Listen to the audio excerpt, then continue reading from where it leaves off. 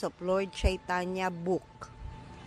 Noong unang panahon, isang napakahirap na lalaki ang pumunta sa matalinong deboto at astrologo na si Sarvajna upang ipahula ang kanyang kapalaran. Matapos maingat na suriin ang kanyang horoscope, nagulat si Sarvajna nang makita ang kanyang kliyente sa ganitong kalagayan ng kahirapan. "Bakit ka labis na nalulungkot?" tanong ni Sarvajna. "Ayon sa iyong horoscope, o kala chakra, o nangangahulugang gulong ng panahon, nakikita kong may nakatagong kayamanan na iniwan sa iyo ang iyong ama. Gayunpaman, ipinapakita rin ng posisyon ng mga planeta na hindi naihayag ng iyong ama ang lokasyon ng kayamanan bago siya namatay sa isang banyagang lupain. Kaya ngayon, maari mo nang hanapin ang kayamanang ito at mamuhay ng masaya." Nagpatuloy si Sarvajna, "Huwag mong hanapin sa timog na bahagi ng iyong bahay sapagkat doon ay aatakihin ka ng isang makamandag na putakdi. Sa hilagang bahagi naman ay may panganib mula sa isang malaking ahas.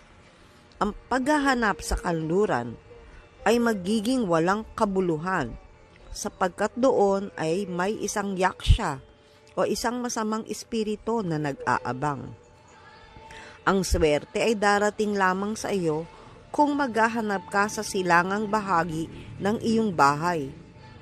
Sa pagsasalaysay ng kwentong ito, itinuro ni Panginoong Sri Chaitanya Mahaprabhu ang malungkot at dukhang kalagayan ng isang nilalang dahil sa kanyang pagkalimot sa kanyang walang hanggang kaugnayan sa Panginoong Sri Krishna, ang kataas-taasang Diyos. Ayon kay Bhagavan Sri Krishna sa Bhagavad Gita, "Aham Bija Prada Pita," na nangangahulugang siya ang pinakamataas na ama na nagbibigay ng binhi ng buhay. Dahil dito, tayo na kanyang naliligaw na mga anak ay nasa matinding pangangailangan ng tunay na kayamanan, ang dalisay na pag-ibig sa Diyos. Ang timog na bahagi ng bahay ay sumasagisag sa mga materialistang ritual na iniuutos sa sastra upang makamit ang pansariling kapakinabangan. Ang pagkapit sa makamundong konsepto ng buhay at paulit-ulit na pagsilang at kamatayan na walang katapusang siklo ng samsara ay isinasagisag ng putakti. Sa katunayan, ang sinumang naliligaw sa nakalilitong siklo ng muling pagsilang at kamatayan ay patuloy na tinutuklaw ng kanyang sariling kamangmangan sa tunay niyang kayamanan.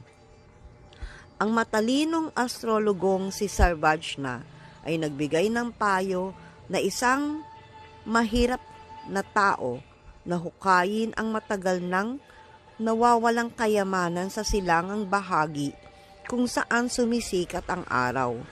Ang silangang bahagi ay sumasagisag sa dalisay na pagmamahal sa kataas-taasang persona ng Diyos, si Krishna.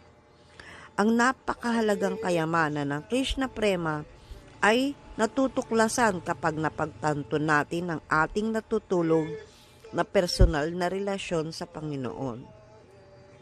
Sa pamamagitan ng pagtalikod sa lahat ng makamundong hangarin, maging magaspang o pino at sa kusang loob na paghahandog ng lahat ng bagay at bawat kilos kay Sri Krishna, natutuklasan ng tunay na halaga ng buhay. Ito ang buod ng turo ni Panginoong Chaitanya kay Sanatan Goswami sa talinghaga ng matalinong astrologer. Matapos turuan si Sanatan, napansin ni Mahaprabhu na nakamit na ng Sanatan Goswami ang mataas na antas ng kaliwanagan. Sa pamamagitan ng habag ni Panginoong Chaitanya, si Sanatan na tinalikuran ang napakalaking yaman ng mundo, ay nagtungo sa Brindaban upang mas malalim pang hukayin ang tunay na kayamanan ng buhay. Doon, sa tahanan ni Panginoong Krishna, sumulat siya ng mahigit 100 aklat na hanggang sa ngayon ay gumagabay sa mga taimtim na naghahanap ng daan patungo sa espiritual na